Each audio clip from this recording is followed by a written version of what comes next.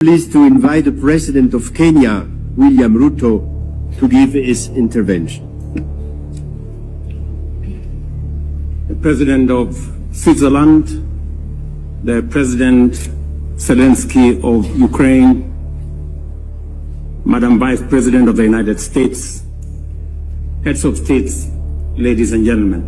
79 years after the international community established a multilateral institutional framework to save succeeding generations from the scourge of war, Russia's invasion of Ukraine has been a horrifying spectacle of carnage and devastation, which has left 500,000 people dead and 7.1 million people displaced in its wake. Across the world, people and nations are enduring the negative consequences of disrupted supply chains. Kenya's position has been clear and unequivocal from the beginning.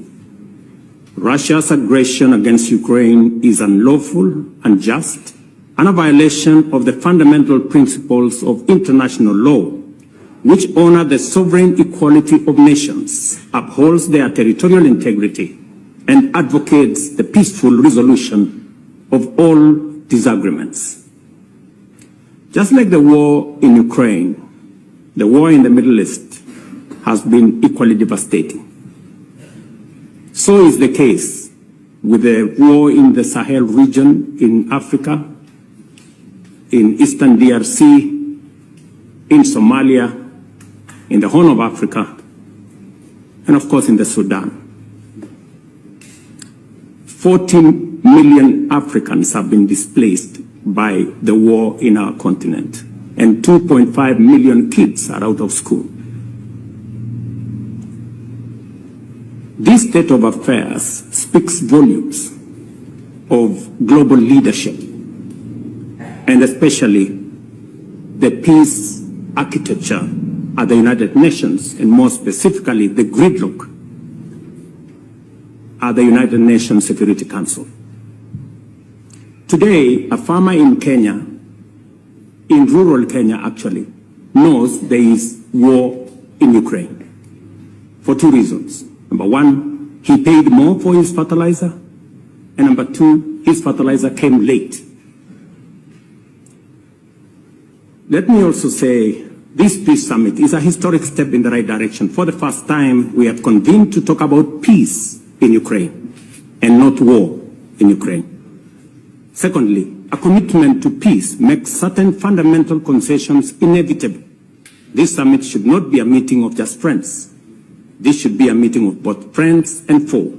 To succeed in this positive trajectory, Russia must be on the table, number one. Number two, an American general, Norman Swartzfeld, said, the more we sweat in peace, the less we bleed in war. It is time for leaders of the world to talk about peace, negotiate peace, work hard to build peace, and configure a global strategic framework that integrates peace as the sole means and end of human endeavor. Finally, we have gathered here and we are reminded by the Indian statesman Mahatma Gandhi, who said that an eye for an eye will make humanity blind. Just as Russia's invasion of Ukraine was unlawful and unacceptable,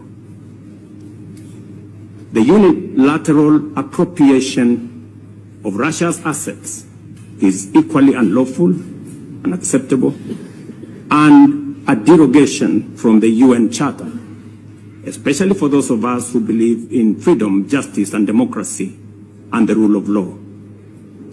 As we embark on this journey to resolve conflict in Ukraine and throughout the world, it's time for parties to the war in Ukraine to demonstrate good faith, abandon intransigent attitudes, and soften their positions. I thank you. Thank you. Thank you, Mr. President. I am delighted to hand over the floor to the Chancellor